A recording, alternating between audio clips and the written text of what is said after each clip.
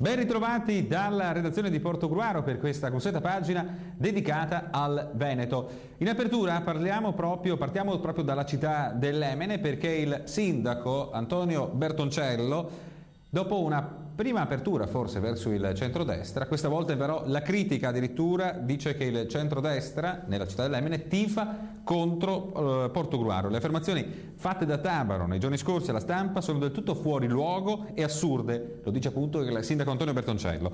Da una parte rivendica le prerogative consigliari di controllo e di indirizzo sull'attività amministrativa, ma mai nessuno ha nemmeno lontanamente pensato di negarle né metterle in discussione, anzi, dice ancora Bertoncello. Dall'altra nega quelle che sono invece le mie prerogative di sindaco in ordine alla nomina della giunta comunale o di altre nomine sempre di mia competenza. Mi sembra ci sia abbastanza confusione, prosegue Bertoncello, alla quale si aggiunge un atteggiamento assolutamente contraddittorio. Da un lato si sottolinea il ruolo del Consiglio Comunale, dall'altro si continua a parlare di dimissione dei consiglieri. La situazione che stiamo vivendo è sicuramente particolare, ma niente può far venire meno le responsabilità pubbliche di chi amministra e di chi è stato eletto dai cittadini.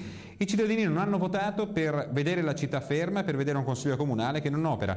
Essere politicamente ed amministrativamente responsabili significa sapersi e volersi confrontare in Consiglio Comunale. In altri termini, chi ha la maggioranza numerica in Consiglio Comunale ha l'obbligo civico di proporre scelte, attività, progetti che riguardano la città e i cittadini. Può, esprimendo come i numeri consentono, il Presidente del Consiglio Comunale e determinare di conseguenza l'agenda dei lavori. Questa è la realtà, tutto il resto è mistificazione, fumo teatrino, dice il sindaco Bertoncello.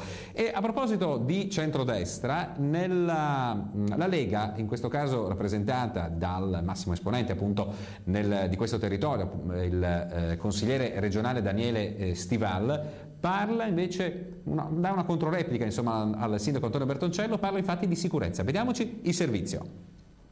Problema dell'amministrazione comunale a Portogruaro. Ne parliamo con Daniele Stival della Lega Nord, consigliere regionale.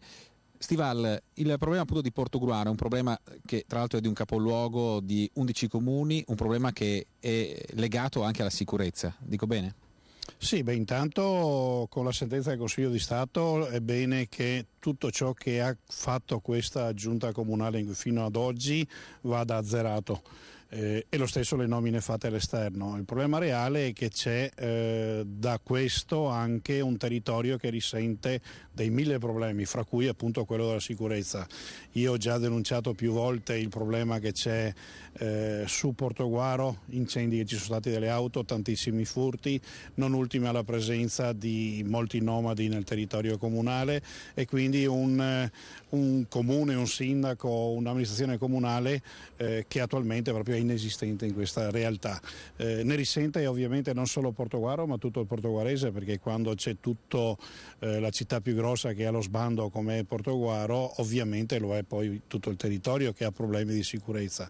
Sulla sicurezza dobbiamo fare un esame serio. Io ho intenzione di far intervenire la prefettura o il prefetto proprio per questo, perché ci sono grossi problemi.